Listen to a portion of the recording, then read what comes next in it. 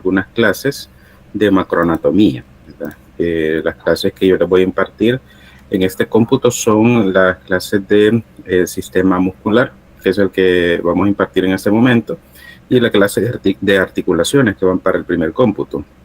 De ahí vienen las clases de miembro inferior para segundo cómputo, miembro superior para el tercer cómputo, y en el cuarto cómputo les voy a desarrollar lo que es cuello y la clase de órbita y ojo. ¿Verdad? Esas serían mis clases de anatomía 1. Así que hoy vamos a comenzar. ¿Verdad? La primera clase es la clase de sistema muscular. Vamos a hablar un poquito de fascias también y lo que son conceptos básicos, algunos conceptos como por ejemplo origen, inserción muscular, inervación, irrigación, drenaje, todo tiene que ver con las estructuras musculares, pero también estos conceptos se aplican a otros órganos. Así que es importante que en esta clase que quede algunos conceptos bien claros para poder desarrollar todo lo que es la materia de anatomía. No sé si ya recibieron clase, ¿verdad? Con el doctor Cabrera, ¿recibieron la primera clase? Sí, doctor. Sí, doctor. Perfecto. Esa clase es muy importante porque ahí es donde se habla de lo que son los planos corporales, ¿verdad? Alguna terminología anatómica muy importante para dar inicio con lo que es la anatomía. Y creo que ya recibieron también la clase con el doctor Irving Villalta, ¿verdad? Sobre el sistema esquelético. Sí, ayer la recibí. Perfecto. Esas dos clases son muy importantes también para que vayamos complementando con esta otra del sistema muscular. Así que ya tienen algunas bases, ¿verdad? Con estas primeras dos clases y esta otra clase va a servir de complemento. La próxima semana vamos a hablar de articulaciones que van siendo quizás las clases generalizadas y después empezamos con lo que es la anatomía regional con miembro inferior. Entonces, para el próximo viernes creo que vamos a programar otra clase alrededor de las 5 de la tarde. No sé si tienen actividades para el próximo viernes a las 5 de la tarde. No, doctor, de momento no hay ninguna actividad programada. Ok, entonces mi próxima clase sería para el viernes a las 5 de la tarde, ¿verdad? Entonces esos son mis horarios, viernes por la tarde y el día sábado que yo les voy a estar atendiendo con clases, ¿verdad? Ahorita las estamos haciendo virtuales, pero ya después de que inicie el ciclo formalmente las vamos a hacer de manera presencial los días sábados. Pregunta Katia si vamos a grabar esta clase. Sí, les voy a grabar esta clase para que les quede material de estudio, ¿verdad? Si todos están de acuerdo, podemos grabar la clase para que les sirva de material. ¿Están de acuerdo? Perfecto. Bueno, no sé si hay alguna otra duda antes de comenzar la clase. Perfecto. Entonces vamos a dar inicio. En este momento voy a iniciar con la grabación.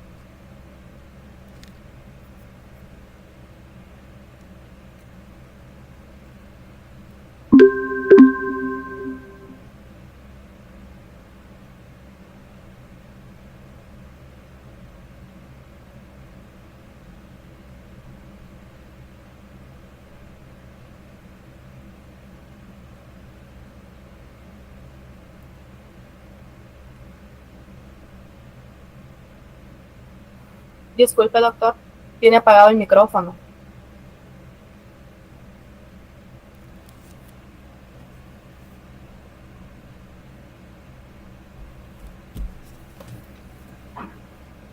Muchas gracias. ¿Observan la presentación en este momento? Sí. Sí, doctor. Sí, ¿verdad? Solo una cosa, doctor. Creo que se dejó de grabar. Sí, eso estoy viendo. No sé qué pasó. Voy a colocar otra vez la grabación. Voy a iniciar.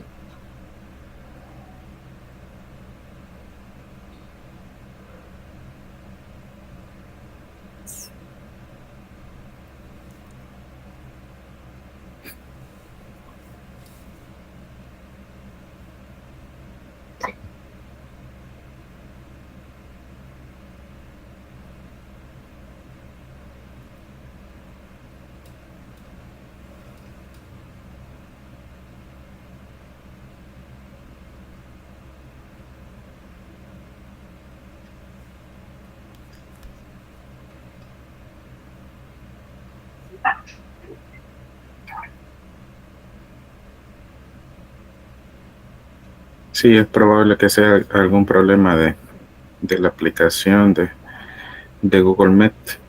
Vamos a ver.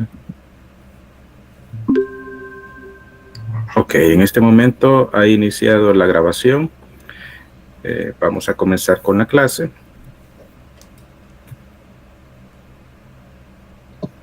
La clase sobre músculos, fascias y conceptos generales. En esta clase vamos a hablar sobre algunos aspectos básicos de lo que es el sistema muscular, sobre las fascias y algunos conceptos generales relacionados.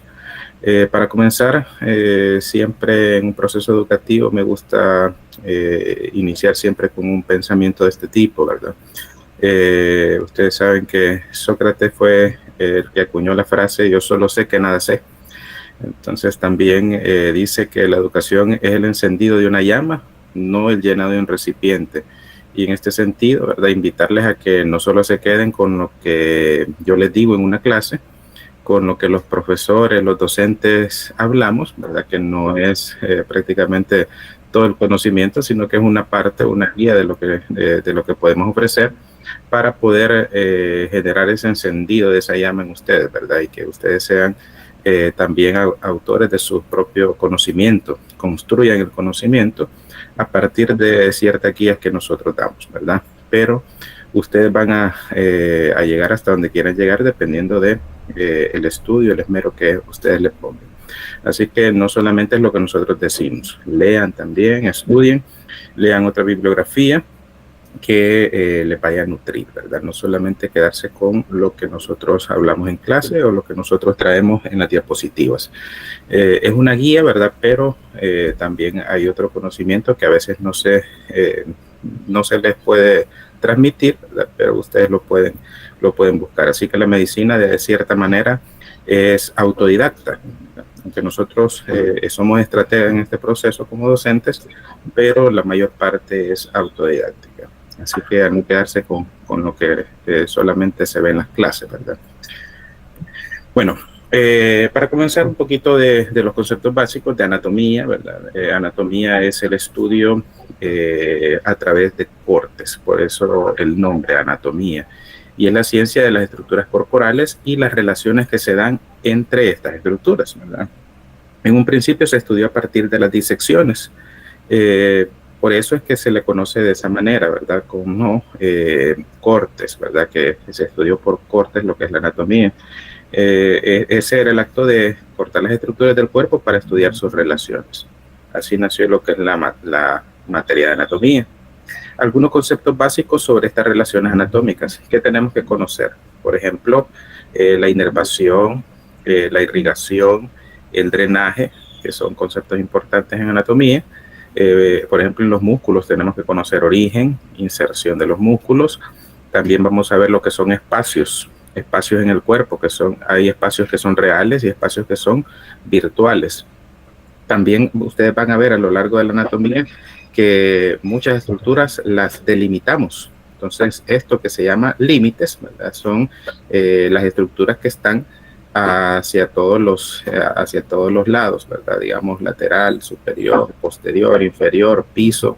Todos esos son límites, los que prácticamente rodean o forman el perímetro de las estructuras que estamos hablando. Y también las relaciones adyacentes. Por ejemplo, vamos a tener que un órgano se relaciona anteriormente con otro órgano, con otra estructura, posteriormente con otro órgano. Esas serían las relaciones.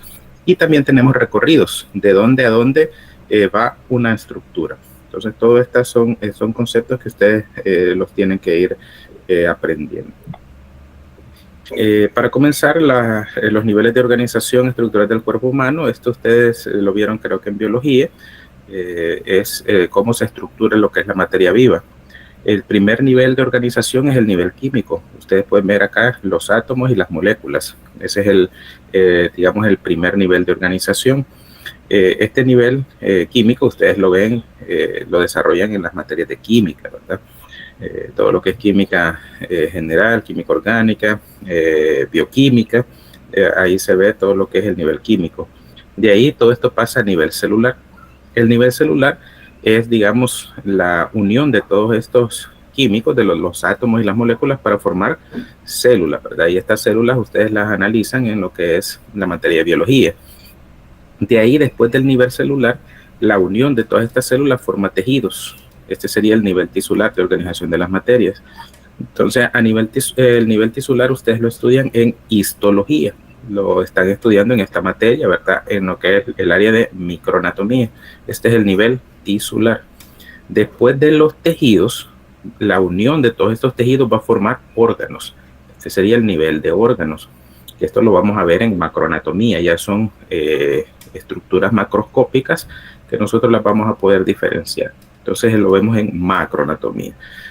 Aquí, como les decía, primero química, después biología, pues esto se estudia en histología, y aquí a nivel de órganos, aparatos y sistemas y organismos, todo esto lo vemos en macroanatomía. Los órganos al final se unen para formar aparatos y sistemas, y todos los aparatos y sistemas se unen para formar un organismo completo. En cuanto a los tejidos básicos, vamos a ver que solo son 4 tejidos que forman nuestro organismo, que serían el tejido epitelial, el conectivo, el muscular y el nervioso. En esta clase vamos a hablar principalmente del tejido muscular.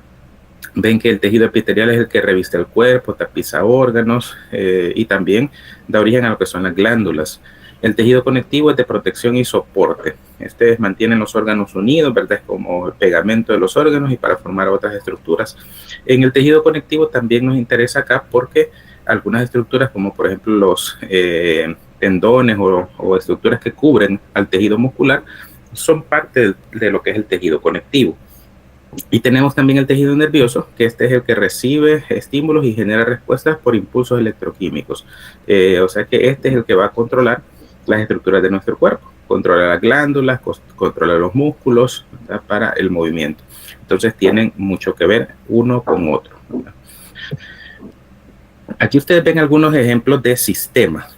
Ven acá como hay sistema tegumentario, que es la piel, ¿verdad? Y todas las estructuras, el pelo, las uñas, todo ese sistema tegumentario. Acá vamos a ver lo que es el sistema esquelético, que ustedes lo estudiaron ayer con el doctor Vialta. Ese serían los huesos, las articulaciones y todos los cartílagos. Ese sería el sistema esquelético. Sistema muscular es lo que vamos a ver ahora. Todo lo que son los músculos, principalmente el tejido muscular esquelético, ¿verdad? Que es lo que vamos a desarrollar en este día. También está el sistema nervioso. Ven ahí que son todos los nervios, ¿verdad? A partir de lo que es el encéfalo, que sería el cerebro, el cerebelo, el tallo encefálico, la médula espinal, y de ahí viene todo lo que son los nervios a partir de ellos, ¿verdad? Que sería el sistema nervioso periférico. Tenemos también sistema endocrino, ¿verdad? Todas las glándulas endocrinas de nuestro cuerpo. Tenemos también el aparato cardiovascular. Ven ustedes acá la diferencia. Este se llama aparato y los otros se llaman sistemas. ¿Cómo podemos diferenciar un aparato de un sistema? Si se fijan, el sistema muscular es prácticamente, la mayor parte es un solo tejido, que sería el tejido muscular. El sistema nervioso es prácticamente la mayor parte un solo tejido, que sería el tejido nervioso, ¿verdad? El sistema tegumentario, todo es prácticamente tejido epitelial o epitelio. El sistema esquelético es un tipo de tejido conectivo. Es el tejido, se llaman sistemas, ¿verdad? Sistemas. Y en el aparato cardiovascular, ahí sí vamos a ver varios tipos de tejidos. Ustedes se fijan, el corazón forma parte del sistema del aparato cardiovascular y es un tejido muscular. El corazón tiene una parte muscular y otras partes, ¿verdad? Que son los vasos sanguíneos, ¿verdad? Que tienen epitelio, tejido conectivo. Entonces tenemos que acá hay varios tipos de tejido y por eso es que se le conoce como aparato. Entonces cuando hay un grupo de tejidos que son diferentes o bastante diferenciados, pero no podemos decir que hay uno que predomina sobre otro, lo conocemos como aparato. Entonces es esa unión, ¿verdad? De varios tipos de tejidos. Tenemos el sistema linfático inmunitario, que es un tipo de tejido conectivo y por eso se le conoce como sistema, ¿verdad? Luego tenemos el aparato respiratorio, que tiene diferentes tipos de tejido y por eso es un aparato. No vamos a decir sistema respiratorio, ¿verdad? Porque es un aparato. Ahí está la diferencia. Entonces tampoco vamos a decir aparato nervioso ni aparato muscular, ¿verdad? Y aquí no vamos a decir sistema cardiovascular y no vamos a decir sistema respiratorio, ¿verdad? Ahí está la diferencia entre aparatos y sistemas. Es aparato digestivo, ¿verdad? No va a ser sistema digestivo. Igual el aparato urinario, no vamos a decir sistema urinario. Ahí vamos a ir viendo ya las diferencias entre un aparato y sistema. Y tenemos los aparatos reproductores al final. ¿Cuál es el aparato que vamos a ver en este momento? Es el aparato locomotor. El aparato locomotor está compuesto por dos sistemas, el sistema esquelético y el sistema muscular. El sistema esquelético lo desarrollaron el día de ayer con el doctor Vialta, que sería el esqueleto axial y el esqueleto apendicular, y el sistema muscular, que lo vamos a ver en este caso, que sería el músculo esquelético. ¿Cuáles son las funciones del aparato locomotor? Serían los movimientos corporales, el equilibrio, la estabilidad segmentaria. Entonces actúan en conjunto el sistema esquelético con el sistema muscular para el movimiento, para el equilibrio de nuestro cuerpo, la estabilidad en cada segmento de nuestro cuerpo. El sistema muscular está compuesto por todos los músculos del cuerpo. Ya ustedes vieron ayer cuántos músculos eran, ¿verdad? Cuántos huesos forman parte del esqueleto. Ahora ustedes ven acá que los músculos son alrededor de 650. No es como en los huesos que hay una cantidad específica, ¿verdad? Pero acá vamos a ver más o menos alrededor de 650, porque ustedes van a ver a lo largo de la anatomía que hay personas que carecen de algún músculo, que son músculos que se consideran inconstantes. Esos músculos están en algunas personas y en otras personas no, pero eso no es, digamos, ningún problema, son variantes anatómicas normales. Entonces son alrededor de 650 músculos los que conforman el sistema muscular y son las masas rojizas que están constituidas por fibras musculares. Las fibras musculares son los miocitos. Estas son las células o conocidas como fibras musculares que van a formar lo que son los músculos. Y son los músculos son los que se les conoce vulgarmente con el nombre de la carne, ¿verdad? Y representan aproximadamente el 40% del peso corporal. También vamos a tener otros tipos de tejido muscular que forman algunos músculos, como por ejemplo los músculos ciliar y el músculo detrusor. El músculo detrusor es el músculo de la vejiga. Y tenemos también los músculos erectores del pelo, y son componentes importantes de los órganos de otros sistemas, por ejemplo el sistema cardiovascular, el sistema digestivo, el sistema genitourinario, tegumentario y visual. Entonces estos son otros tipos de músculos especializados que ya los vamos a ver. Las fibras musculares son células que son contráctiles, especializadas y tienen forma alargada y estrecha en estado de relajación. La movilidad voluntaria de las distintas partes del cuerpo es conseguida por lo que es la contracción muscular. La energía de la contracción se hace efectiva mecánicamente mediante lo que son los tendones, las aponeurosis y las fascias, que se insertan en lo que son los extremos musculares y controlan la dirección de la acción. Entonces, cuando un músculo se contrae, va a hacer tracción sobre lo que son tendones, aponeurosis y las fascias, y esto va a hacer que la inserción de estos tendones, de estas aponeurosis y estas fascias también arrastren a lo que son los extremos musculares y van a controlar la dirección de la acción del movimiento. Van en algunos casos van a hacer tracción sobre huesos a veces sobre piel, sobre órganos, para generar movimiento. Los músculos van a variar considerablemente de volumen y longitud. Por ejemplo, tenemos el músculo tríceps oral, que este va a constituir un abultamiento de lo que es la pantorrilla en la cara posterior de la pierna. También tenemos el músculo sartorio, que tiene aproximadamente unos 70 centímetros. Este músculo es considerado el músculo más largo del cuerpo humano. El músculo del estribo, también tenemos otro que se conoce como estapedio, y es el músculo más pequeño del cuerpo humano. Está ubicado en lo que es el oído medio y pesa aproximadamente 0.1 gramos y mide de 2 a 3 milímetros de longitud. Entonces ven ahí la gran diferencia y variabilidad entre lo que son los músculos. Las fibras están organizadas en tejidos que mueven partes del cuerpo o modifican temporalmente la forma, reducen total o parcialmente el perímetro de lo que son los órganos internos. Y por eso es que son importantes también en lo que es el sistema. El tejido conectivo asociado conduce fibras nerviosas y capilares a las células musculares y los une en haces o fascículos. Entonces vemos que también está relacionado con lo que es el sistema nervioso, ¿verdad? Y también lo que es el aparato cardiovascular, porque los capilares vienen de este aparato cardiovascular, ¿verdad? Para darle irrigación y drenaje. Las fibras nerviosas dan la inervación. De acuerdo a sus características, los músculos los podemos categorizar como voluntarios o involuntarios. También pueden ser estriados o lisos, ¿verdad? Los lisos no tienen estrías, ¿verdad? Por eso se conocen como músculos lisos. También pueden ser somáticos o viscerales. Los somáticos es lo que está, digamos, dentro del sistema nervioso somático, el control de los músculos. Y los viscerales está controlado por el sistema nervioso autónomo, que controla lo que son las vísceras o los órganos. ¿Cómo clasificamos a los músculos? Son 3 tipos de músculos que vamos a ver. Los músculos estriados esqueléticos, músculo estriado cardíaco y músculo liso, que son no estriados, ¿verdad? ¿Cuál es la característica de los músculos esqueléticos? Los músculos esqueléticos son somáticos, del sistema nervioso somático, y son voluntarios. Estos mueven o estabilizan los huesos y otras estructuras. Por ejemplo, los músculos que controlan el ojo, el bulbo ocular. Cuando vemos hacia los lados, hacia arriba, hacia abajo, estamos controlando músculos que están generando el movimiento del ojo. O también los músculos que tenemos en los miembros inferiores para caminar, para correr, son músculos estriados esqueléticos. Prácticamente todos los músculos que vemos en las imágenes tradicionales, ¿verdad? De los músculos, la expresión facial, músculos del tórax, músculos de los miembros superiores e inferiores, esos son músculos estriados esqueléticos. Luego tenemos el músculo estriado cardíaco.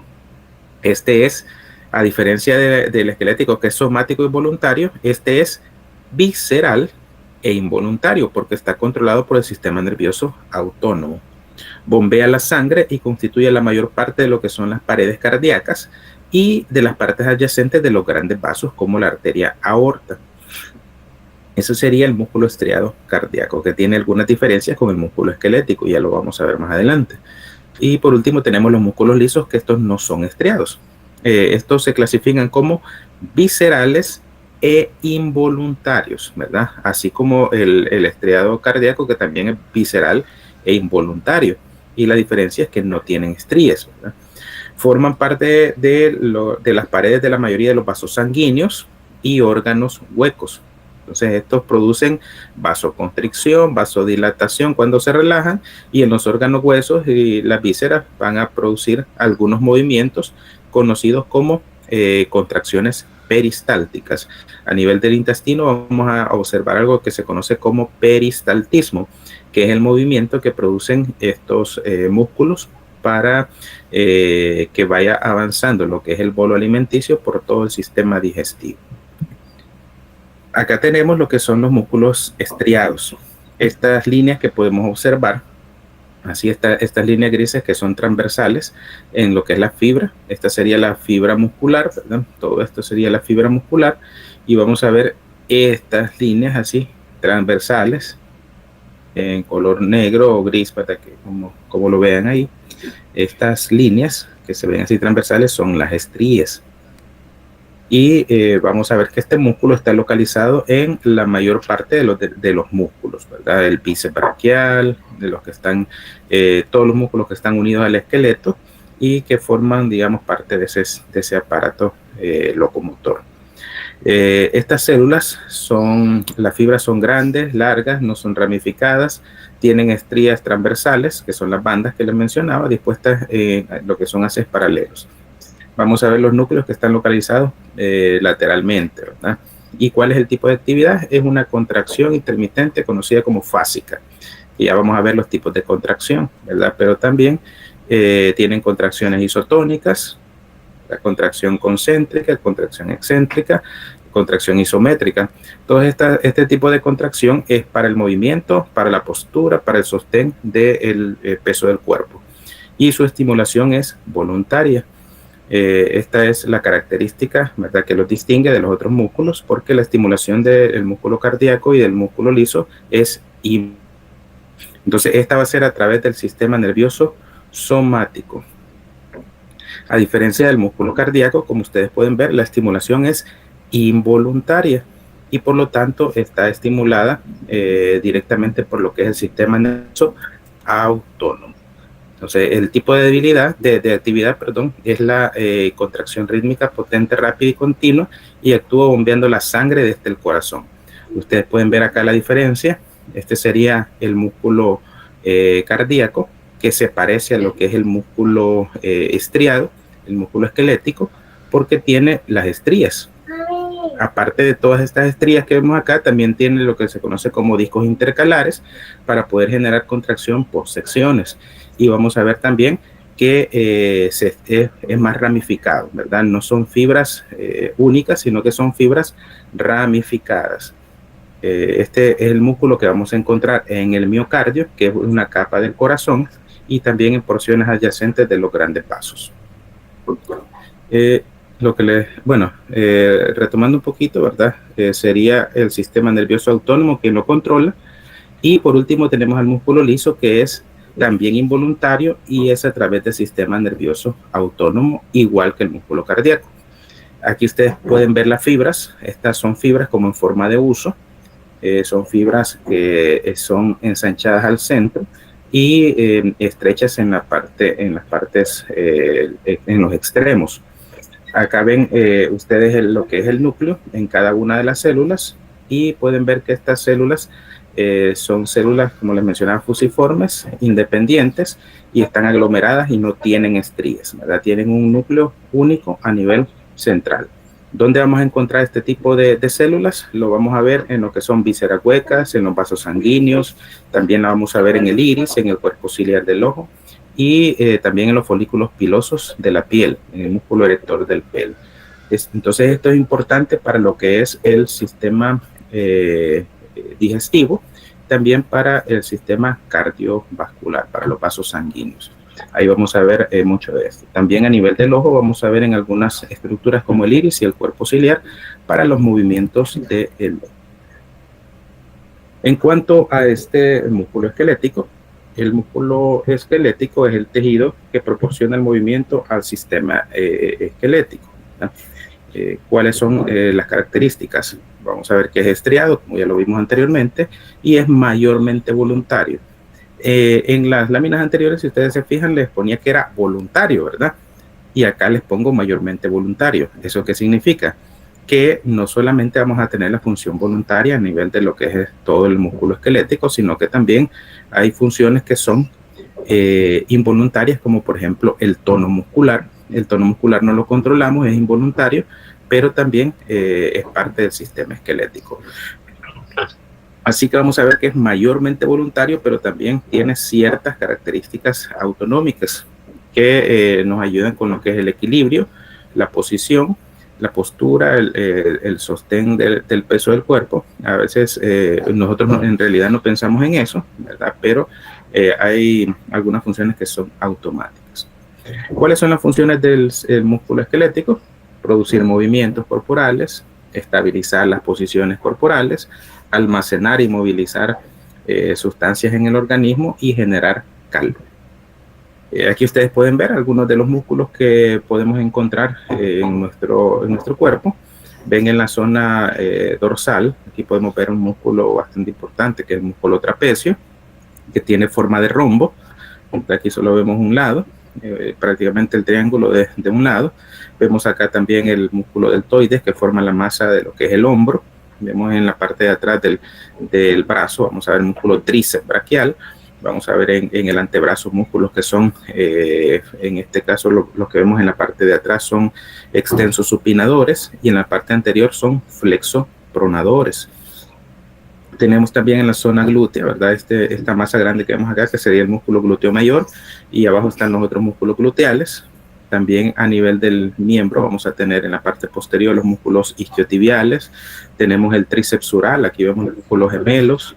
Vemos también aquí un tendón bien importante, bien fuerte, que es el tendón calcáneo, que viene del tríceps sural, que son los que nos sirven para los movimientos, ¿verdad? Los músculos actúan sobre ese tendón para generar el movimiento. Al otro lado vamos a ver acá los músculos de la expresión facial, que son los músculos que nos sirven para todo lo que son los movimientos de la cara.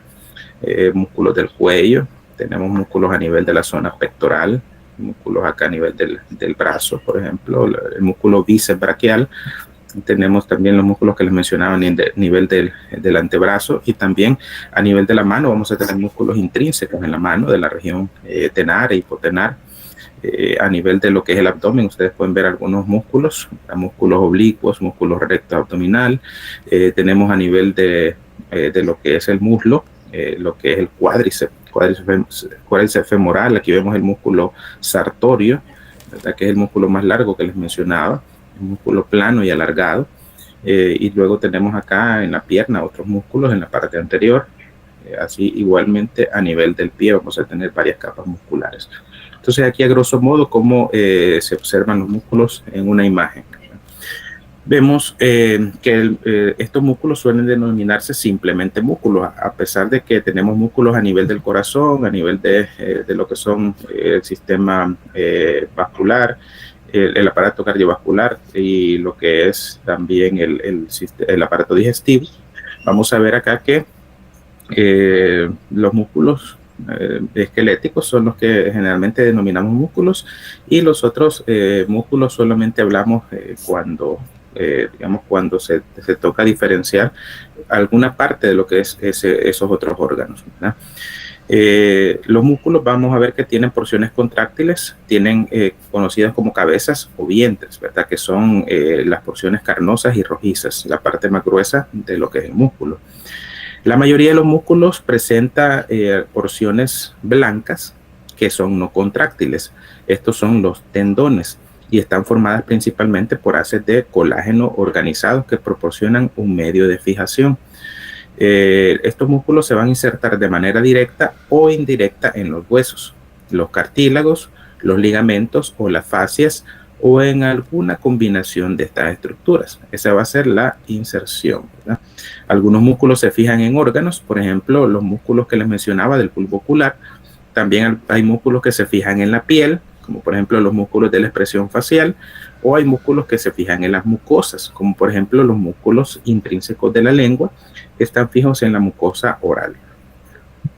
El músculo esquelético, vamos a ver que la mayor parte son estructuras independientes que cruzan una o más articulaciones y por su contracción pueden producir movimientos entre ellas.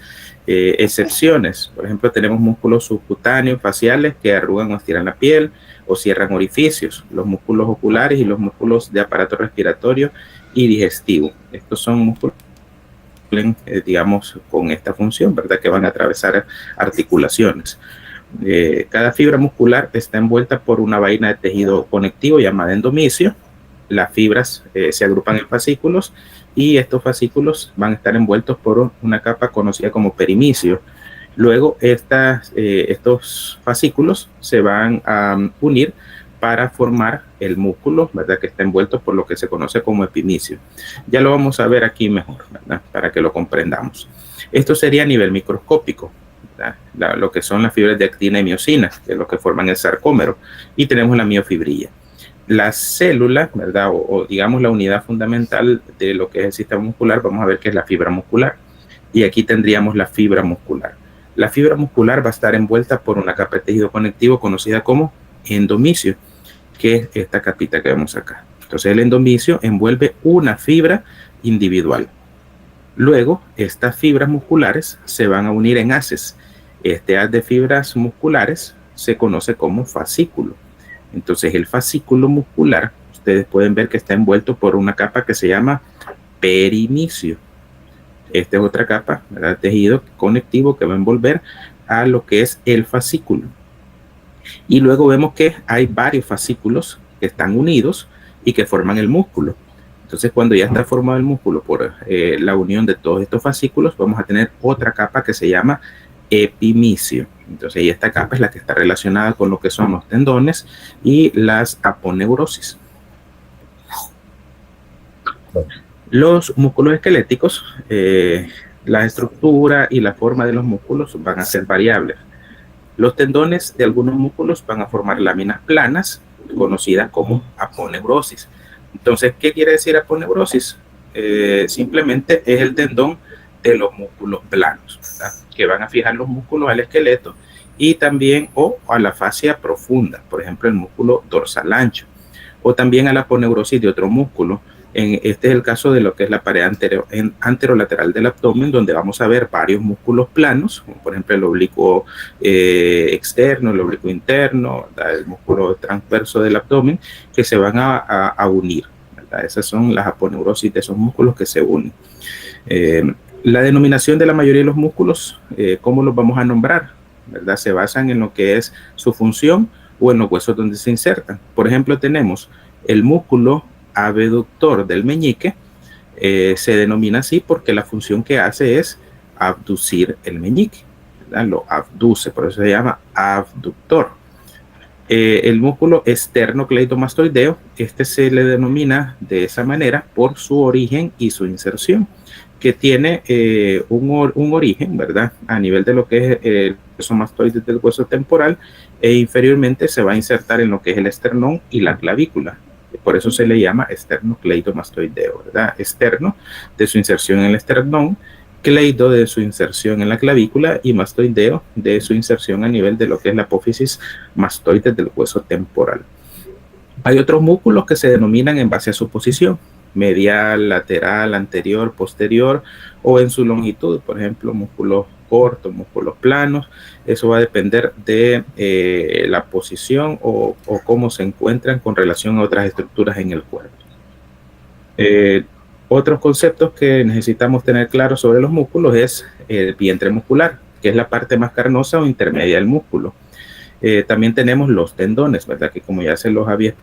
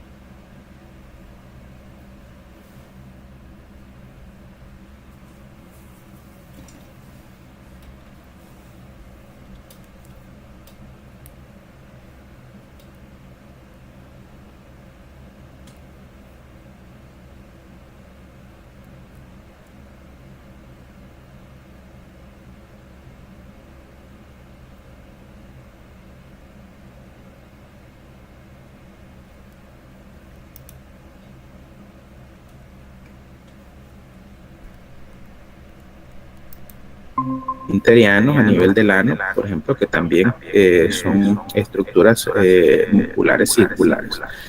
Y por último tenemos los músculos con múltiples cabezas o vientres, que tienen más de una cabeza de inserción. Por ejemplo, el bíceps braquial y el tríceps braquial. Estos músculos se denominan así porque tienen dos o tres orígenes diferentes, ¿verdad? Múltiples cabezas, y luego se van a unir en un solo tendón. Por eso es un solo músculo, pero con varias cabezas o varios vientres. Como por ejemplo el músculo digástrico y el gastrocnemio también, que tienen dos vientres. Aquí podemos observar algunas clasificaciones. Vemos alrededor del ojo el músculo orbicular, que sería un músculo de tipo circular. A nivel de lo que es el miembro superior, vemos a lo que es el músculo bíceps braquial, que cada una de sus cabezas la veríamos como en forma de uso, ¿verdad? Es como forma fusiforme, pero si ustedes se fijan, se unen, entonces es un músculo de múltiples cabezas.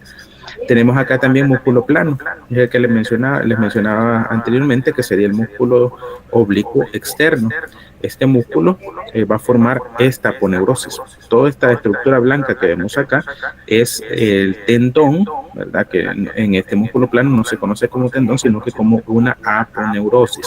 A diferencia de los otros tendones que yo les explicaba, ¿verdad? Por ejemplo, acá ustedes pueden ver este tendón, que sería el tendón del músculo cuádriceps. Entonces es una zona más delimitada, a diferencia de lo que es la aponeurosis, que es más ancha, y es prácticamente de todo lo que es donde termina el músculo, ahí se forma lo que es la aponeurosis. Entonces todo este músculo plano va a formar toda esta aponeurosis, que es bastante amplia, a diferencia del tendón, ¿verdad? Que es una estructura bien delimitada, que llega a un punto bien estrecho y se forma el tendón.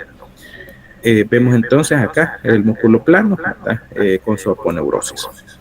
Tenemos también el recto femoral acá, como ustedes lo pueden ver, es un músculo bipeniforme, tiene forma de pluma hacia los dos lados, ¿verdad? Hacia un lado y hacia el otro lado, y por eso se le conoce como bipeniforme. Y tenemos acá, por ejemplo, el músculo extensor largo de los dedos, que ustedes lo pueden ver también como forma de pluma, pero solo hacia un lado, entonces por eso es unipeniforme. Tenemos también acá el músculo digástrico.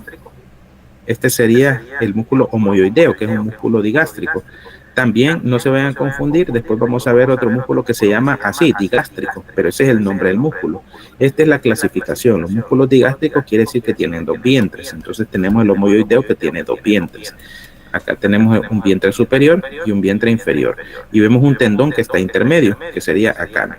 Este sería un vientre superior y el vientre inferior de ese músculo digástrico, y vamos a tener un tendón intermedio. Por eso se conoce como digástrico, porque tiene dos vientres.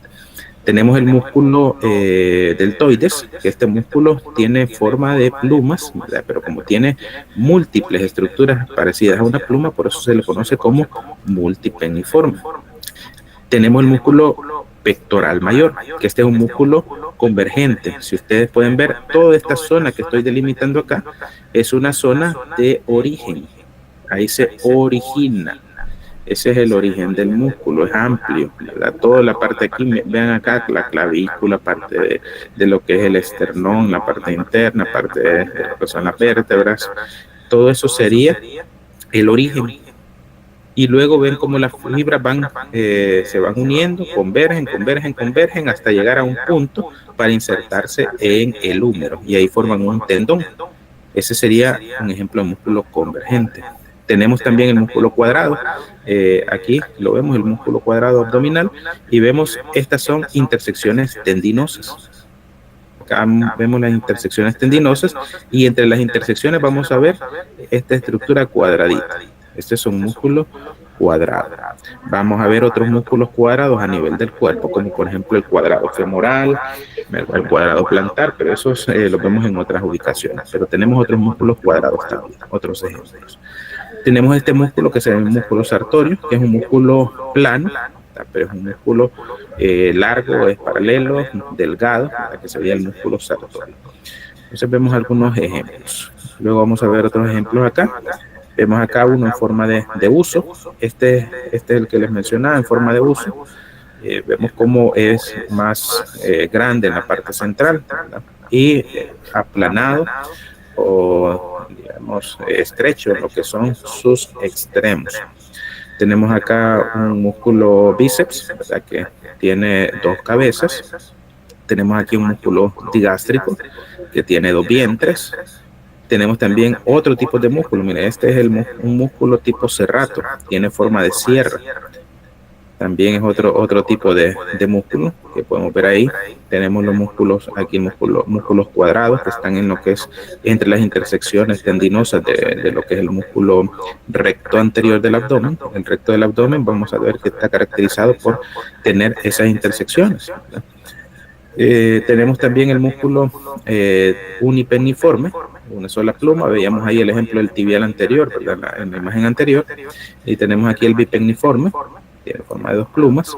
Por ejemplo, lo veíamos en el músculo recto anterior de lo que es el muslo, de lo que es el cuádriceps femoral, ¿verdad? Acá vemos un músculo fusiforme. Este es el músculo palmar largo. Tiene una cabeza, ¿verdad? Y tiene los extremos que son aplanados. Tenemos un músculo bicipital, que quiere decir 2 cabezas, que sería el músculo bíceps braquial. También vamos a tener acá músculo tricipital. Este serían 3 cabezas. Las 3 cabezas vamos a tener los músculos gastrocnemios, y en la parte más profunda vamos a tener músculos sólidos. Estos se van a unir. Estas 3 cabezas se van a unir para formar un tendón, que sería el tendón de Aquiles, o tendón calcáneo. Ustedes pueden ver cómo tiene 3 puntos de origen y todos se unen para formar un solo tendón. Entonces, por eso este es un solo músculo que se conoce como el tríceps sural. Es un músculo tricipital. Tenemos un músculo cuádriceps, que es el músculo que está a nivel femoral. Este es el cuádriceps femoral, que tiene 4 cabezas. Esas 4 cabezas se unen para formar un solo tendón, que sería el tendón rotuliano, que se va a insertar en lo que es la rótula, para poder dar el movimiento a nivel de lo que es el muslo, ¿verdad? A nivel de la rodilla. También aquí tenemos el músculo digástrico. Este sería el músculo homoyoideo, ¿verdad? Que se clasifica como digástrico, que va a tener un tendón intermedio. El músculo que les mencionaba, ¿verdad? El músculo recto abdominal con sus intersecciones. Tenemos otro músculo que es el músculo multicaudal, que es el músculo flexor profundo de los dedos, que este tiene una masa y tiene diferentes tendones, ¿verdad? Este es otro tipo de músculo también. Y el que les mencionaba en forma de sierra, que sería el serrato anterior, que es el músculo que está aplicado en lo que es la pared torácica. Tenemos aquí el tibial anterior, ya se los había mostrado, que es un bipenniforme. Tenemos un unipenniforme como el semimembranoso, uno que se conoce como semitendinoso, ¿verdad? Tenemos un músculo plano como el músculo dorsal ancho, y tenemos aquí un ejemplo de un que sería el músculo esfínter anal externo, ¿verdad? Que es el que sirve para la contracción y relajación, ¿verdad? Para lo que es la defecación. Bueno, eso sería con la clasificación de los músculos. Ahora vamos a hablar un poquito de los conceptos básicos. En los conceptos básicos, recuerdan que les mencionaba sobre irrigación, sobre inervación y sobre drenaje. Vamos a hablar un poquito sobre la irrigación. La irrigación es llevar sangre oxigenada a un órgano, músculo o parte de la irrigación, ¿verdad? Llevar la sangre oxigenada para nutrir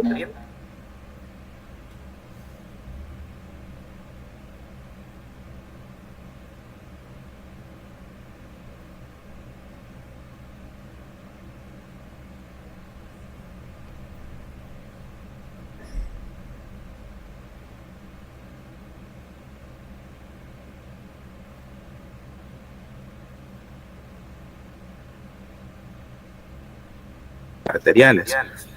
Otros tienen características de los 2 tipos anteriores. Esto es bien importante, miren, que desde ya lo vayamos analizando bien, y para que no nos vayamos a confundir, porque a diferencia de las venas, las arterias que derivan de otra arteria se conocen como ramas. Entonces las arterias las vamos a nombrar como ramas, ¿verdad? Las que van derivándose de otra arteria.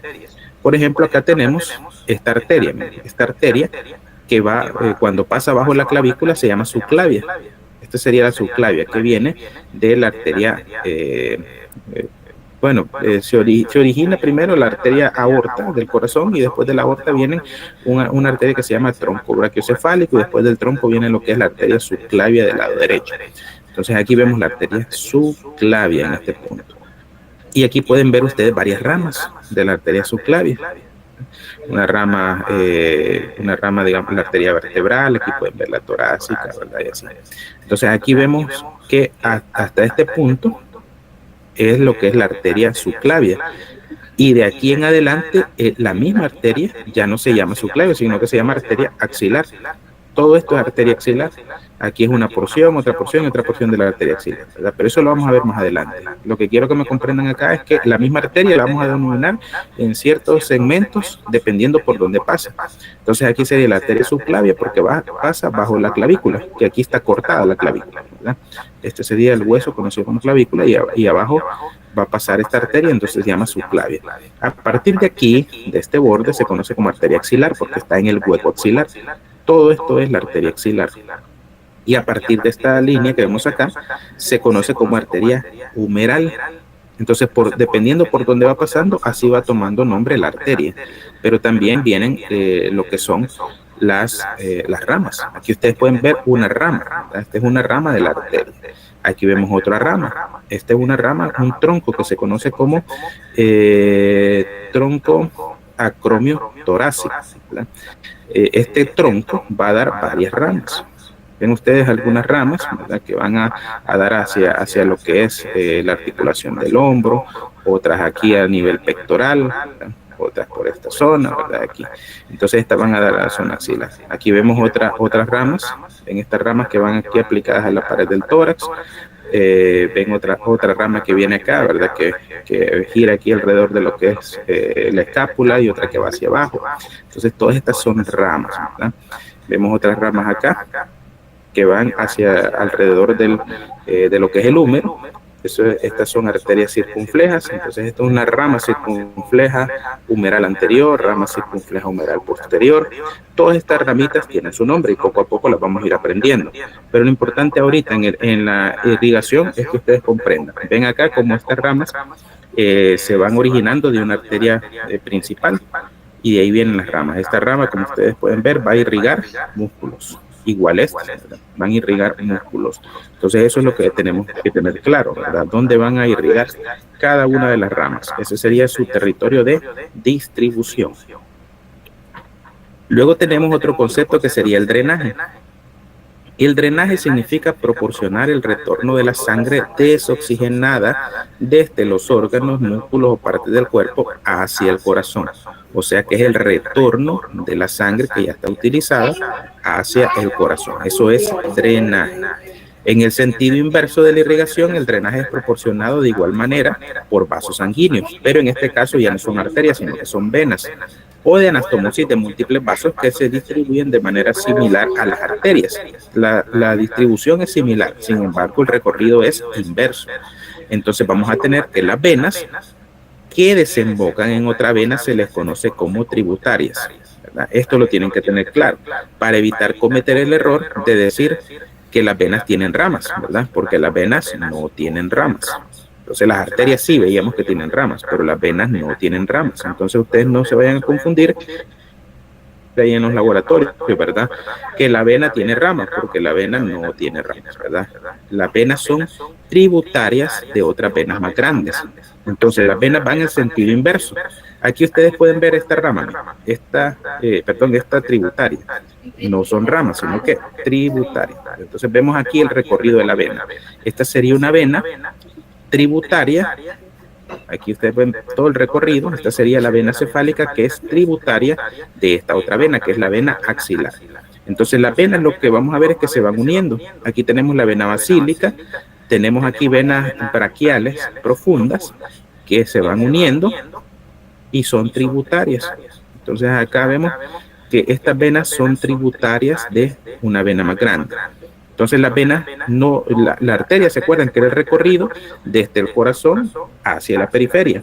Y las venas van en sentido contrario, van desde la periferia hacia el corazón.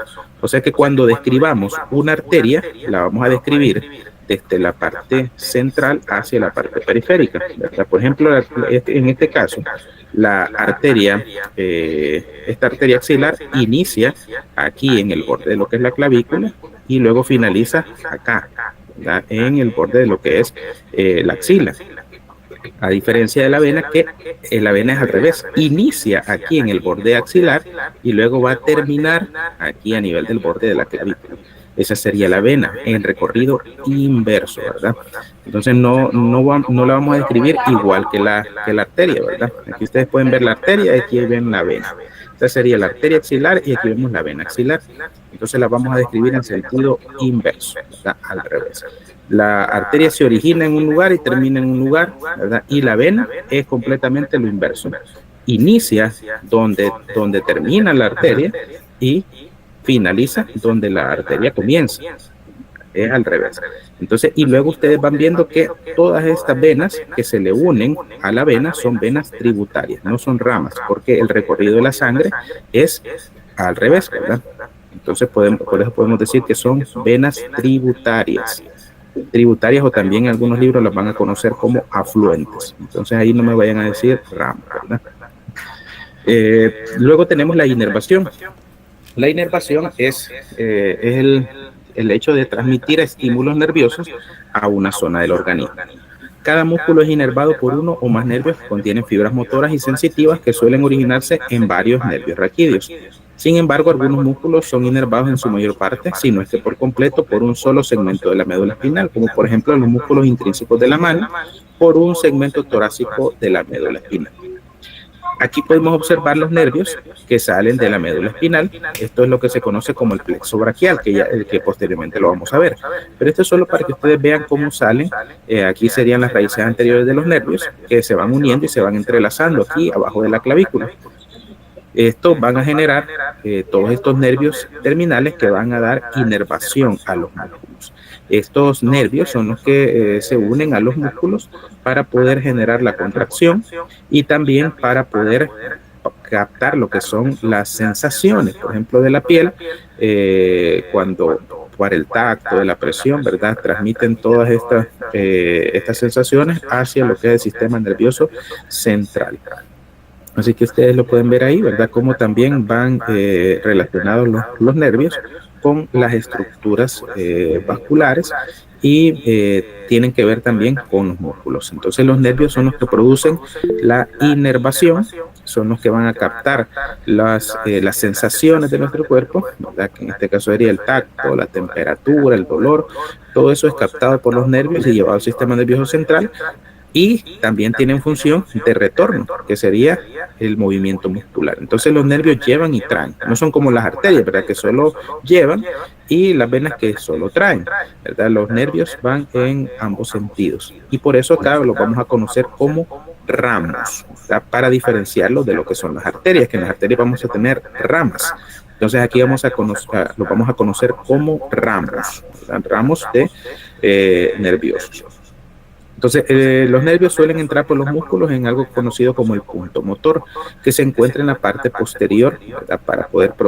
Parte posterior del músculo para poder producir su protección. Vamos a ver que la neurona de origen y su fibra motora, junto con las fibras musculares que inervan, van a integrar lo que se conoce como una unidad motora, que es lo que vemos acá. Entonces vemos a la médula espinal, que la médula espinal va a tener lo que son raíces, ¿verdad? En cada segmento vamos a tener raíces posteriores y raíces anteriores, y ustedes pueden ver aquí cómo hay neuronas que se encargan de producir digamos el estímulo. El estímulo pasa por el nervio llega hacia lo que es la zona del músculo y va a generar lo que es la contracción. Entonces aquí podemos observar dos unidades motoras para lo que es el músculo. O sea, ahí vemos que todo esto se conoce como la unidad motora, la neurona, vemos toda la raíz, ¿verdad? Hacia el músculo, ¿verdad? Hacia la zona muscular. Eso es lo que se conocería como la unidad motora. Digamos, ese hecho de la inervación es, como les mencionaba, el estímulo que se produce a nivel de lo que es el músculo para producir su contracción muscular. Entonces los músculos tienen esa característica, ¿verdad? Que se contraen voluntariamente para que podamos realizar los movimientos. Los músculos van a funcionar por contracción y la función que hacen es tracción. Los músculos nunca van a empujar un hueso, nunca van a empujar una estructura. Lo que hacen es alar, tracción. Entonces la tracción es eso, hacer un movimiento de como de jalar hacia atrás, ¿verdad? Ese sería el movimiento que hace todos los músculos. Entonces cuando un músculo se contrae, se acorta y una de las fijaciones que tiene el músculo va a permanecer estable y la otra va a ser más móvil, y de aquí vienen los términos origen e inserción. La parte que se va a mantener más fija es lo que se conoce como el origen y suele ser el extremo proximal, ¿verdad? Que es el que permanece fijo durante la contracción muscular, mientras que el otro extremo del músculo va a generar el movimiento y ese se conoce como inserción. En algunas literaturas el origen ustedes lo van a ver como inserción proximal y la inserción la van a ver como inserción distal, ¿verdad? También puede llamarse de esa forma, origen e inserción o inserción proximal e inserción distal. En este caso, por ejemplo, si ustedes conocen dónde se origina y dónde se fija un músculo, dónde se origina y dónde se inserta, ustedes van a poder deducir cuál es el movimiento en lugar de estarlo memorizando, ¿verdad? Al estudiar las inserciones musculares es útil realizar la acción, pues es más probable que se aprendan las cosas que se experimentan personalmente. O por ejemplo, ustedes van a ver que el músculo bíceps lo tenemos a nivel de la parte anterior del brazo, se origina, digamos, en una zona de lo que es la escápula y se va a insertar a nivel de lo que es el antebrazo. Ustedes pueden deducir que el movimiento que va a realizar al hacer la contracción es que va a flexionar el antebrazo. Entonces ya ustedes van deduciendo los movimientos dependiendo de dónde se origine y dónde se inserte. Este es un ejemplo de lo que yo les mencionaba, de la inserción, del origen de la inserción. Acá, como ustedes pueden ver, dice inserción proximal. Este es el mismo origen. Dice inserción distal, que es la misma inserción. Entonces aquí podemos sustituir por origen e inserción, o se lo pueden aprender así, inserción proximal o inserción distal, es lo mismo, ¿verdad? Entonces tenemos un músculo, por ejemplo el pectoral mayor, que ya se acuerdan que lo veíamos que era un músculo tipo convergente, que tiene un origen bastante, digamos, bastante grande. Bastante extenso a nivel de la clavícula, a nivel de la zona del esternón y la zona de las costillas, como yo les mencionaba, y luego se va a insertar en lo que es un tendón a nivel de lo que es el surco intertubercular del húmero. Y va a estar inervado, miren, por nervios pectorales lateral y medial. Estos son los nervios que llegan a esa zona, ¿verdad? Todos estos nervios tienen su nombre. Por ejemplo, que ustedes pueden ver un nervio pectoral medial que inerva el pectoral menor, el nervio del subclavio que inerva al músculo subclavio y el nervio torácico largo que inerva al serrato anterior. Y aquí van a ver las acciones principales. Por ejemplo, el músculo subclavio, que al contraerse fija y desciende la clavícula. El pectoral mayor, ven que tiene varias funciones, aduce y rota medialmente el húmero. Esas son algunas de las funciones. Entonces ahí van a ver, estos cuadritos son bastante buenos para aprender y los encontramos en su bibliografía de Muro, ¿verdad? De octava edición. Bueno, entonces aquí esto es nada más para que ustedes vean que hay diferentes tipos de contracción. Estas ustedes las estudian más con detenimiento. Solamente voy a mencionar algunas de las contracciones así a grosso modo, como por ejemplo la contracción refleja, que es la que nosotros vemos que se da por algún estímulo. A nivel, por ejemplo, de la rodilla, nosotros en la clínica examinamos el reflejo osteotendinoso a nivel de lo que es el reflejo rotuliano. Cuando golpeamos con el martillo reflejo a nivel de la rodilla y se produce la extensión de lo que es la extremidad, vamos a poder observar que el reflejo está bastante bien, ¿verdad? Entonces eso es la contracción refleja. En base a un estímulo, eso es prácticamente automático. Y tenemos también la contracción tónica. La contracción tónica, normalmente los músculos nosotros los tenemos un poquito tensos, nunca los vamos a tener relajados del todo. Entonces eso es lo que se conoce como tono muscular.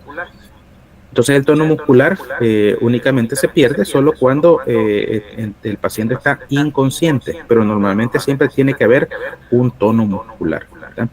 La inconsciencia puede ser, por ejemplo, un sueño profundo, anestesia general o después de una lesión que ha producido una parálisis. Un paciente en coma, por ejemplo, no va a tener tono muscular, pero siempre hay cierta contracción de los músculos y es lo que se conoce como contracción tónica o tono muscular. Luego tenemos la contracción activa.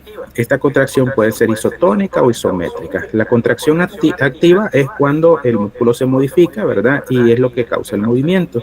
Y la isométrica es nada más una tensión muscular aumentada por encima del niveles tónicos, como para resistir frente a la fuerza de gravedad u otra fuerza antagónica, ¿verdad? No realiza movimiento, solamente genera mayor tensión.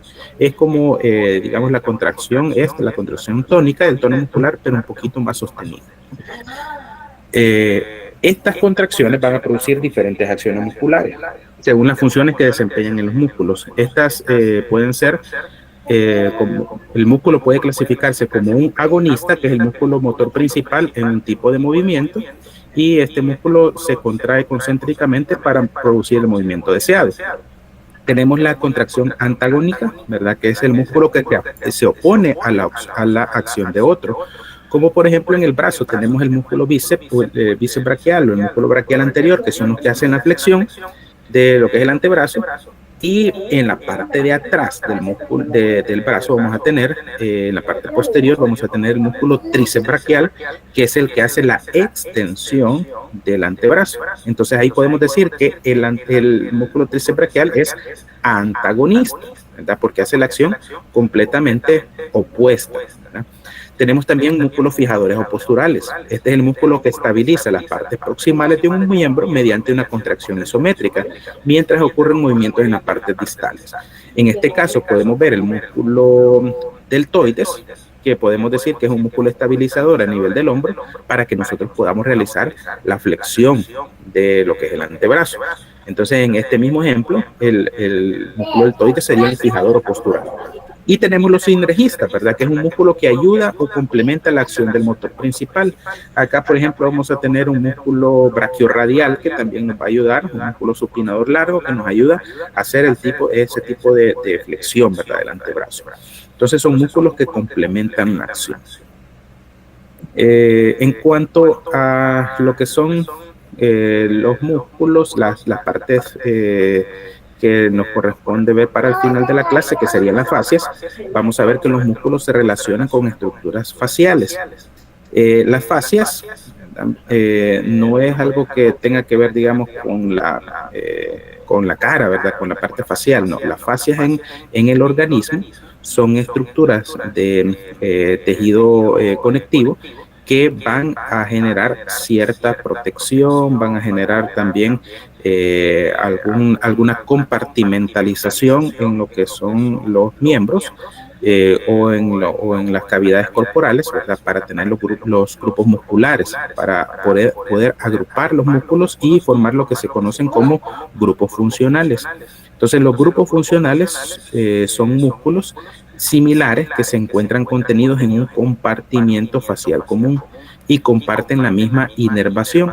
Ya ustedes lo van a ver poco a poco en los laboratorios, como hay grupos funcionales que se van a ir estudiando poco a poco y que tienen funciones similares, ¿verdad? Y por lo tanto van a tener inervación, también inclusive a veces hasta irrigación, drenaje similar.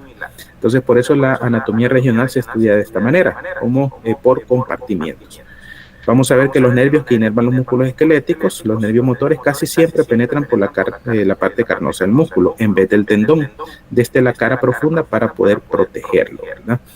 La irrigación sanguínea de los músculos no es tan constante como la inervación y a veces suele ser múltiple.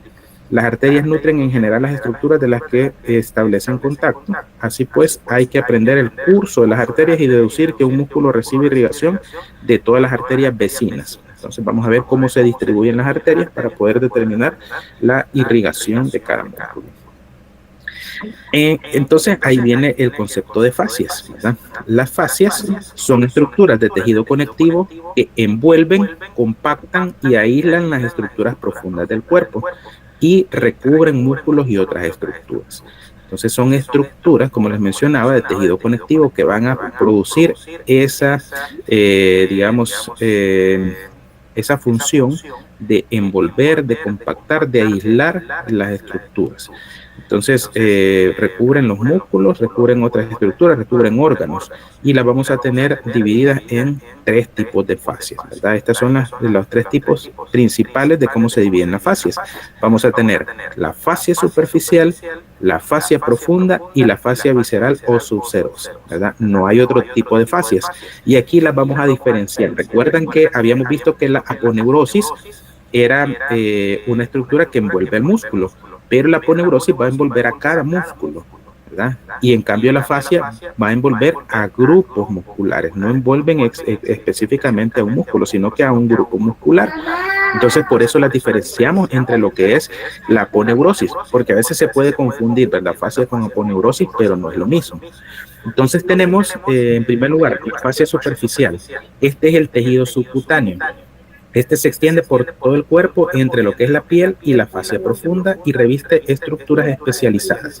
Entonces vamos a ver que toda la grasa corporal que encontramos debajo de la piel es la fascia superficial y está en todo el cuerpo. Entonces, en todos lados, de todas partes de nuestro cuerpo, donde abramos y veamos la grasa, ¿verdad? Debajo de la piel, esa es la fascia superficial. Luego de eso tenemos la fascia profunda. La fascia profunda está, como su nombre lo dice, profunda a la fascia superficial. Es la que va después de la fascia superficial y es la que envuelve a las estructuras más profundas, como por ejemplo las estructuras musculares, ¿verdad? Y también a nivel de lo que son los órganos internos. Entonces vamos a ver la fascia profunda que va a envolver algunos órganos, algunos músculos, ¿verdad? Y se encuentra en la profundidad de la piel y luego del tejido subcutáneo, ¿verdad? Y por último tenemos la fascia visceral o subserosa, que esta se encuentra entre las cavidades orgánicas y forma la lámina fibrosa de las serosas, como por ejemplo la pleura, el pericardio y el peritoneo, que son estructuras serosas que envuelven a los órganos, ¿verdad? Por ejemplo, la pleura es la que envuelve a los pulmones, el pericardio envuelve al corazón y el peritoneo envuelve a los órganos abdominales. Además, recubre y sostiene lo que son las vísceras. Entonces vamos a ver que la fascia visceral o subserosa envuelve estas estructuras dentro de las cavidades corporales donde encontramos las vísceras.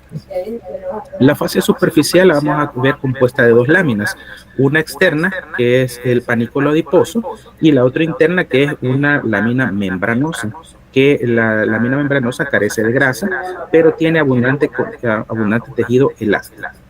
Entre ambas láminas vamos a ver que discurren algunas estructuras, como por ejemplo venas, nervios, vasos linfáticos. También vamos a tener ahí las glándulas mamarias que se encuentran entre ambas láminas de lo que es la fascia superficial. Y también vamos a ver la mayoría de los músculos faciales, como el músculo cutáneo del cuello, conocido como platismo. Luego tenemos la fascia profunda, que la fascia profunda vamos a ver que es la que envuelve los músculos y también se denomina como epimicio. Recuerdan que veíamos que el epimicio es el que envuelve a los músculos. Y entonces la fascia profunda deriva del epimicio. No es que sea en sí el epimicio, pero deriva del epimicio. Entonces, como está tan entrelazado, hay un momento donde probablemente no se pueda, digamos, diferenciar o separar. Pero, digamos, tiene mucha relación con lo que es el epimicio, la capa que envuelve a los músculos. Y también, ¿verdad? Los paquetes neurovasculares, vamos a ver que en forma de fascia de revestimiento. La fascia profunda también se extiende hacia lo que son los paquetes neurovasculares, es decir, va envolviendo las arterias, los vasos sanguíneos, las venas y también los nervios.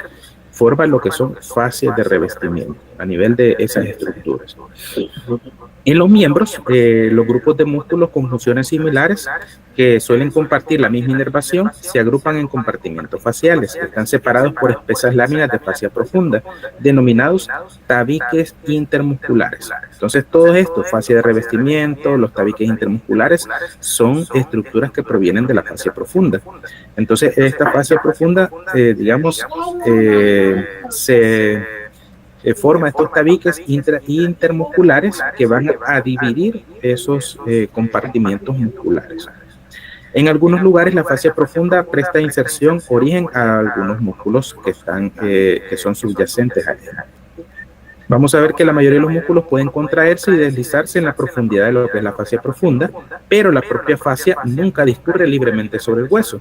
Es decir, que la fascia está fija, ¿verdad? No tiene mayor movimiento y por eso los músculos se mueven a libertad dentro de esa estructura de la fascia, pero la fascia les provee, digamos, ese espacio donde se van a poder mover para que no tengan intervención o no afecten los otros músculos que tienen otro tipo de funciones, ¿verdad?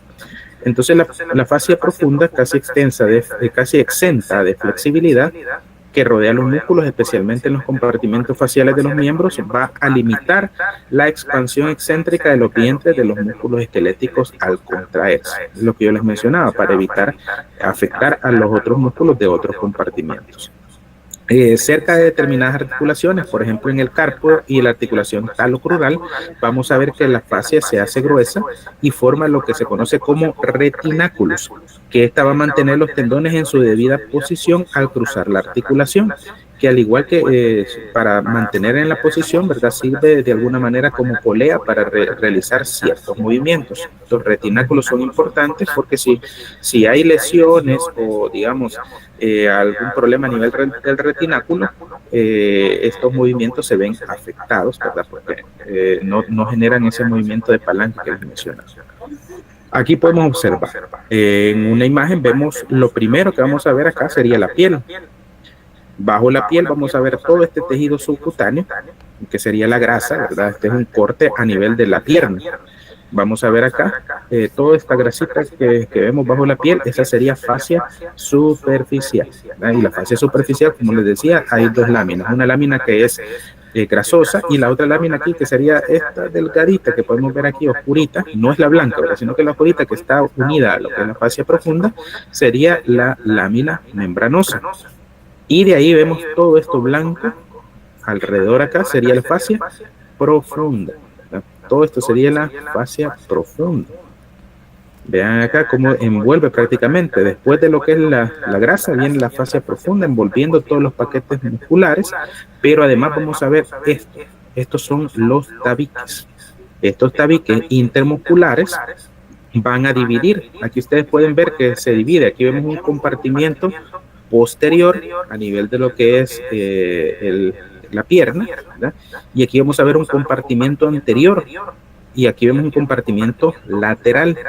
Estos compartimentos van a producir diferentes movimientos. Por ejemplo, a nivel de la pierna, todos estos músculos que están a nivel del compartimento posterior se van a encargar de la flexión plantar del pie. Y los movimientos que están relacionados con los músculos en el compartimento anterior es la flexión dorsal, ¿no? Aquí vemos flexión plantar, estos músculos realizan la flexión dorsal y los músculos que están en esta parte, los músculos laterales de la pierna, vamos a ver que realizan la eversión del pie. Entonces, por eso les mencionaba que estos tabiques que se encuentran acá sirven para compartimentalizar. Entonces, compartimentan lo que son los músculos y ahí están los grupos musculares que hacen diferentes funciones para no verse afectados. Ven acá también cómo estos músculos están revistiendo acá los paquetes neurovasculares. Aquí tenemos arteria, vena y nervio. Aquí vemos cómo la fascia profunda también los está envolviendo. Esta es otra formación de fascia, ¿verdad?, que sería la fascia de revestimiento, ¿verdad? Aquí vemos los paquetes. Estos serían paquetes neurovasculares, están cubiertos por fascia profunda. Este sería un ejemplo clínico de un problema que se conoce como el síndrome compartimental. El síndrome compartimental es como cuando hay un sangramiento a nivel de algún músculo. Aquí ustedes pueden ver que aquí hay un músculo que está sangrando y por alguna lesión, ¿verdad?, algún tipo de, digamos, una herida por arma de fuego, herida por arma blanca que genere un sangramiento. Esto hace que ese sangramiento que se da a nivel de un compartimiento haga que esa sangre va a ocupar un espacio y va a ir, digamos, aumentando el volumen de ese compartimiento. Entonces esa sangre adentro va presionando y presionando a los músculos y llega un punto en que recuerden que la fascia no se estira, la fascia está fija en ese punto. Entonces, ¿qué es lo que va a suceder cuando se da este problema, verdad? Ese sangramiento interno. Esa sangre que se va acumulando dentro de lo que es el compartimiento va presionando los músculos hacia las fascias, y como la fascia no se estira, entonces va a destruir los músculos y va a generar lo que es una necrosis muscular. Entonces, para evitar el daño de esos músculos, en el síndrome compartimental lo que se hace es este corte en la piel, que se conoce como una fasciotomía. Ese es el corte que se realiza para que esa sangre, ¿verdad?, no vaya a generar ese daño, esas lesiones a nivel de los músculos. Entonces, para dejar que digamos, se libere un poco esa presión que se da a nivel del compartimiento. Entonces, se corta la piel y luego se corta la fascia profunda para poder evitar que se lesionen los músculos, que se necrosen y que de alguna manera se controle ese problema, ¿verdad?, mientras se busca la solución. Entonces, esa sería la fasciotomía que se realiza en un síndrome compartimental. Ese es un tratamiento. Vean la diferencia entre el miembro derecho y el miembro izquierdo. Ahí se ve cómo se va generando esa tensión a nivel del compartimiento, ¿verdad? Y vemos el síndrome compartimental. Y este sería el tratamiento, que es la fasciotomía. Y por último, la fascia subserosa. Esta es una estructura que, además del tejido conectivo, vamos a ver que tejido fibroso, ¿verdad?, también tiene tejido adiposo, que también es tejido conectivo, y en diversa cuantía, ¿verdad? Esta se encuentra situada entre las superficies internas de las paredes musculoesqueléticas y las membranas serosas que tapizan las cavidades corporales, es decir, en la parte interna del tórax, en la parte interna del abdomen. Las membranas serosas que tapizan las cavidades corporales son las fascias endotorácica, endoabdominal y endopélvica. Estas dos últimas se denominan conjuntamente fascia extraperitoneal. Vamos a tener también bolsas y espacios potenciales. Estas bolsas serosas las vamos a ver, por ejemplo, en los espacios. A diferencia de los espacios tridimensionales reales, donde tenemos estructuras, espacios potenciales carecen de profundidad, ¿verdad? Aquí vamos a ver que las paredes están en aposición y solo contienen una fina capa de líquido que las lubrifica y está secretado por las glándulas, por las membranas circundantes. Entonces, los espacios potenciales son, digamos, no hay estructuras, solamente hay una pequeña capa de líquido en un espacio, pero patológicamente sí se pueden convertir en un espacio real, ¿verdad? Por ejemplo, cuando hay un proceso anormal o patológico, por ejemplo, que se acumula líquido en exceso, ¿verdad?, que ya lo vamos a ver más adelante. Estos se convierten en espacios reales. Entonces, un espacio potencial es una estructura en nuestro cuerpo que no tiene, digamos, no tiene estructuras reales, tridimensionales, ¿verdad?, pero que son potenciales, ¿verdad? Por eso se conocen como potenciales. Habitualmente, ¿verdad?, estas están situadas en zonas sometidas a fricción, como por ejemplo las bolsas que permiten que una estructura se mueva más libremente contra otra, como por ejemplo el pericardio, ¿verdad?, la pleura, que ya las habíamos mencionado. También tenemos las bolsas subcutáneas que se encuentran en el tejido subcutáneo, como por ejemplo en las prominencias óseas como el codo y la rodilla vamos a tener bolsas subcutáneas que también nos ayudan con la amortiguación de los movimientos. Tenemos bolsas subfaciales que se encuentran debajo de la fascia profunda y bolsas subtendinosas que facilitan el movimiento de los tendones. Estas son formaciones de fascia subserosa, ¿verdad? Tenemos también otras que se conocen como vainas sinoviales, que son un tipo de bolsas especializadas alargadas que van a envolver los tendones. Y por último, hay bolsas que son bolsas colapsadas en torno a muchos órganos importantes, como por ejemplo el corazón, que está rodeado por el saco pericárdico, los pulmones, que están rodeados por el saco pleural, y también a nivel abdominal vamos a tener el saco peritoneal. Estos sacos serosos, ¿verdad?, poseen dos capas continuas y en medio vamos a ver una pequeña película de líquido que permite la movilidad. La capa interna del saco se va a conocer como la lámina visceral y la capa externa, que es la que se encuentra en contacto con la pared, se conoce como la lámina parietal. Entonces la lámina visceral vamos a ver que envuelve el órgano y la lámina parietal es la que reviste la cavidad donde se encuentra ese órgano. Y en medio solo vamos a tener una pequeña capa de líquido. Esta doble capa de membranas circundantes están humedecidas en sus superficies opuestas y confieren libertad de movimiento, ¿verdad? Para evitar la fricción. A la estructura, ¿verdad? Cuando ésta se halla en un espacio confinado, como el corazón dentro de su saco fibroso. Aquí podemos observar los ejemplos. Esto es para que veamos cómo es que se forma ese saco seroso. Vemos acá, por ejemplo, un globo. Vemos cómo en este caso el puño de esta mano está representando un órgano. Imaginémonos que es el corazón. Entonces, ¿qué es lo que sucede? Es como que si fuera, digamos, un globo. Se va introduciendo el corazón en ese punto, ¿verdad? Y el aire se pierde.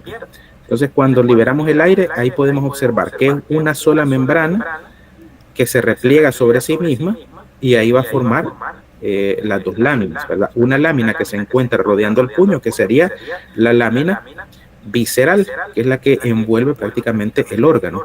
Y cuando se repliega sobre sí misma, es lo que conocemos como la lámina parietal.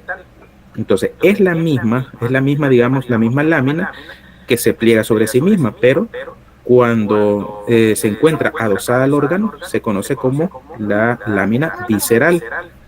Y la parte que está más, digamos, más externa, podríamos decirlo, que aunque recuerden que están adosadas, es la que se relaciona con la cavidad.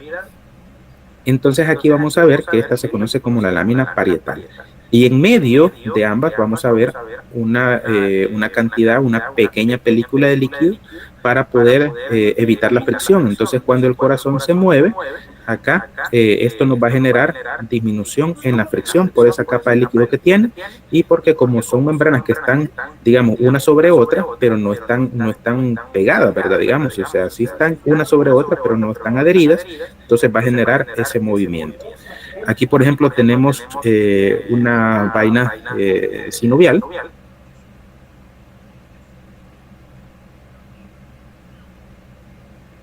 Generar ese movimiento para no afectar las otras estructuras. Entonces genera como una cámara donde se puede mover internamente el tendón sin afectar las estructuras externas. Acá tenemos un ejemplo que esta sería la pleura. La pleura es la estructura de la capa serosa que va a envolver a lo que es el pulmón. Entonces aquí tenemos los pulmones y vemos acá como es la misma, así como yo les mencionaba, ¿verdad? Como que fuera un globo que se ve presionado en esta forma y se le saca todo el aire. Entonces acá vamos a tener pleura visceral, que sería la que envuelve directamente el pulmón, y luego cuando se repliega, vamos a ver lo que es la pleura parietal. Aquí tenemos pleura parietal y tendríamos la pleura visceral. Y entre ambas pleuras, entre ambas láminas, vamos a ver la cavidad pleural, donde va a circular líquido pleural, ¿verdad? Pero como les digo, una pequeña capa, es una película de líquido nada más para mantener la lubricación. Bueno, entonces eso es el contenido de la clase. Yo sé que hay muchas preguntas ya que iniciamos lo que es la anatomía, ¿verdad? Pero vamos a ir poco a poco, ¿verdad? Paso a paso, vamos a ir construyendo ese conocimiento, ¿verdad? Para que de alguna manera, ya cuando ustedes salgan, ya se conviertan en expertos en anatomía, ¿verdad? Por el momento, yo sé que hay muchas dudas, ¿verdad? No sé si habrá alguna duda, comentario, algo que no haya quedado claro con la clase, ¿verdad? Ustedes me dicen en este momento. ¿Y tú qué me vienes?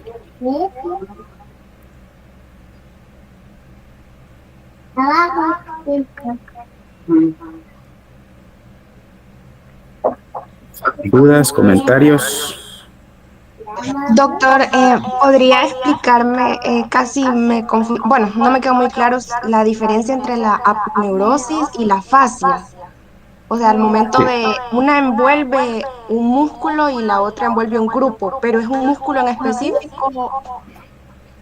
Correcto, vale, miren, eso es una pregunta muy importante. La verdad que a veces uno se confunde con lo que es fascia y aponeurosis porque incluso cuando uno las ve parecen similares. Pero la fascia es diferente a la aponeurosis porque la fascia va a envolver varias estructuras, o sea, envuelve un grupo de músculos, ¿verdad? No envuelve músculos individuales. Por ejemplo, las aponeurosis están relacionadas con los músculos planos únicamente. Por ejemplo, a nivel de los miembros no vamos a ver aponeurosis porque los músculos son distintos, ¿verdad? No son músculos planos, sino que son músculos alargados. Entonces ahí en los miembros no vamos a ver fascias, por ejemplo, aponeurosis. Vamos a ver aponeurosis, por ejemplo, a nivel abdominal, a nivel de la zona lumbar. Ahí vamos a ver fascias, ¿verdad? Esas aponeurosis. Y también vamos a ver fascias, ¿verdad? Pero principalmente vamos a ver, como les digo, donde hay músculos planos, vamos a ver aponeurosis. Y el músculo plano, cada músculo plano tiene su propia aponeurosis que lo envuelve, ¿verdad? Que lo envuelve por la parte anterior y la parte posterior. Y luego, en el borde del músculo, esas dos láminas se unen para formar su aponeurosis. Esa es la forma como se estructura una aponeurosis. Entonces, la envoltura de cada músculo plano, cuando se une en sus extremos, forma la aponeurosis. Esa sería, digamos, la diferencia. Y la fascia no está envolviendo específicamente cada músculo, sino que, digamos, en la estructura donde hay fascia, vamos a ver que hay varios músculos y después de que están todos los músculos, el grupo muscular, vamos a ver la fascia envolviendo todo el grupo muscular. Entonces, esa es la diferencia de una fascia y una aponeurosis, ¿verdad? La fascia envuelve un grupo, envuelve, digamos, una estructura grande, compleja, y también puede generar intersecciones para poder separar los compartimientos, a diferencia de una aponeurosis, que es nada más la estructura de tejido conectivo que envuelve un único músculo, ¿verdad? La aponeurosis. De ahí, a veces hay aponeurosis que se unen, como por ejemplo a nivel del abdomen, que se unen varias aponeurosis, ¿verdad?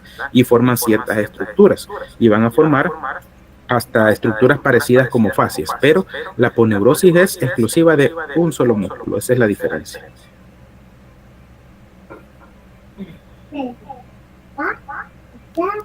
Gracias, doctor, por la explicación. ¿Alguna otra duda? Marcos Amílcar, dígame. Hola, buenos días, doctor. Buenos días. Tengo una Sí. Usted estaba mencionando trato circulatorio, Sí. aparato respiratorio, pero en unas diapositivas aparecía como sistema respiratorio y sistema cardiovascular y se me fue ahí la mente un poco, ¿no? Sí, no, ahí digamos, el aparato es aparato cardiovascular y es aparato respiratorio, ¿verdad? No es sistema respiratorio. Probablemente puede haber algún error ahí, pero digamos, lo correcto es aparato cardiovascular, aparato respiratorio, porque tienen diferentes tipos de tejido. En cuanto a los sistemas, por ejemplo, el sistema nervioso, el sistema muscular, sistema tegumentario, ¿verdad? Sistema linfático, esos sí son sistemas. De ahí, los otros por lo general son aparatos: cardiovascular, digestivo, respiratorio, el aparato genitourinario, ¿verdad? Esos son aparatos, ¿verdad? Aparatos. Y luego está, por ejemplo, el aparato locomotor, que el aparato locomotor está compuesto por los dos sistemas, ¿verdad? El sistema muscular y sistema esquelético. Perfecto, doctor, muchas gracias. Okay.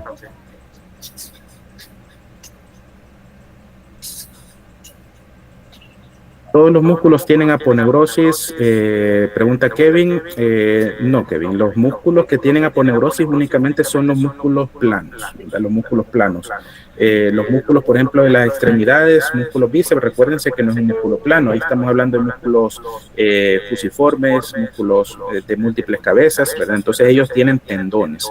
Los músculos que tienen aponeurosis son los músculos planos, como por ejemplo el músculo abdominal, los músculos oblicuo, ¿verdad? Oblicuo externo, oblicuo interno del abdomen. Esos son músculos que tienen aponeurosis, ¿verdad? Únicamente los músculos planos.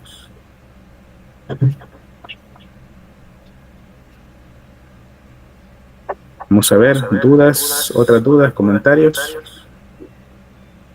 Ok, bueno, entonces nos quedamos por acá, ¿verdad? Y para la próxima clase sería el viernes a las 5 de la tarde. Vamos a programar la siguiente clase sobre articulación, ¿verdad? Entonces por aquí nos iríamos quedando. Que pasen un feliz fin de semana y éxitos para todos.